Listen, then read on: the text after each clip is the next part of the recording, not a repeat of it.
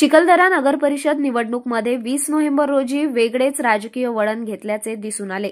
मुख्यमंत्री देवेंद्र फडणवीस यांचे बंधू आल्हाद कलोती हे नगरसेवक पदावर बिनविरोध निवडून आले आहे। आमदार रवी राणा यांच्या प्रयत्नाने बिनविरोध निवडून आले आहे। कलोती यांच्या विरोधात रिंगणात आलेले काँग्रेस उमेदवार शेख इर्शाद शेख जमील तसेच नथू खडके, नामदेव खडकेसह इतर 9 उमेदवारांनी आपले नामांकन मागे घेतल्याने कलोती बिनविरोध निवडून आल्याने मुख्यमंत्री देवेंद्र फडणवीस यांनी आमदार रवी राणा यांना फोनवर शुभेच्छा दिल्या। यासोबतच ज्यांनी नामांकन मागे घेतले अशा उमेदवारांचे सुद्धा फडणवीस यांनी फोनद्वारे आभार मानले। पूर्ण credit goes to only Ravi Rana.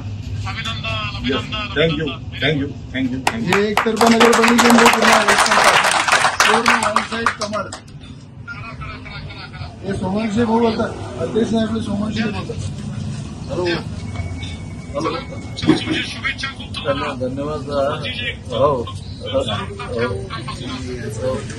एक चक्कर 15 मिनिटांसाठी चक्कर झालं। भाऊ हे सगळं तुमच्या आशीर्वादामुळे झालं, सगळं तुमचा आशीर्वाद। नाही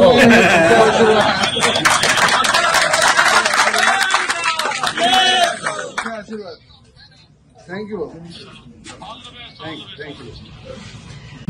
अमरावती जिल्ह्यामधील सुप्रसिद्ध आणि हिल स्टेशन जे अमरावतीचं विदर्भाचं नंदनवंदन जे आहे चिखलदरा, या ठिकाणची नगरपालिका, या नगरपालिकेच्या निवडणुकीमध्ये राज्याचे मुख्यमंत्री आदरणीय देवेंद्र फडणवीस साहेब यांचं ज्या चिखलदरामध्ये लहानपण गेलं, ज्यांचं मुख्यमंत्र्यांचं अटॅचमेंट या चिखलदराच्या हिल स्टेशनशी नेहमी राहिलं, त्या ठिकाणी त्यांचे बंधू आल्हादजी कलोती हे या ठिकाणी उभे होते।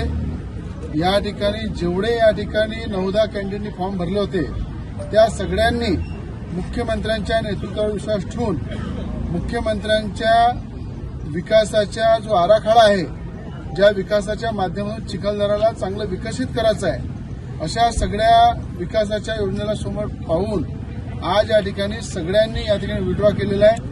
त्यामध्ये आपला शेख इर्शाद जो काँग्रेसचा उमेदवार होता, त्यांनी सुद्धा या ठिकाणी चिखलदराच्या डेव्हलपमेंटसाठी शेख इर्शाद काँग्रेसचा उमेदवार यांनी सुद्धा माघार घेतलेली आहे। गवळी समाजाचे अनेक उमेदवार होते, त्यांनी सुद्धा माघार घेतलेली आहे। आणि अनअपोज या ठिकाणी आल्हादजी कलोती मुख्यमंत्र्यांचे बंधू या ठिकाणी निवडून आलेले आहे। या नगरपालिकेच्या नेतृत्वामध्ये राजूभाऊ सोमवंशी जे नगराध्यक्षाचे आमचे कॅन्डिडेट आहे, त्यांच्या सुद्धा नेतृत्वावर सगळ्यांनी विश्वास ठेवला।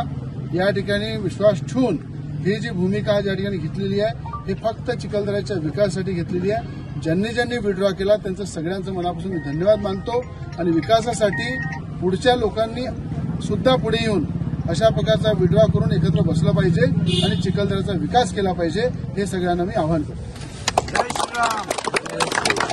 भारतीय जनता पार्टी का जय हो।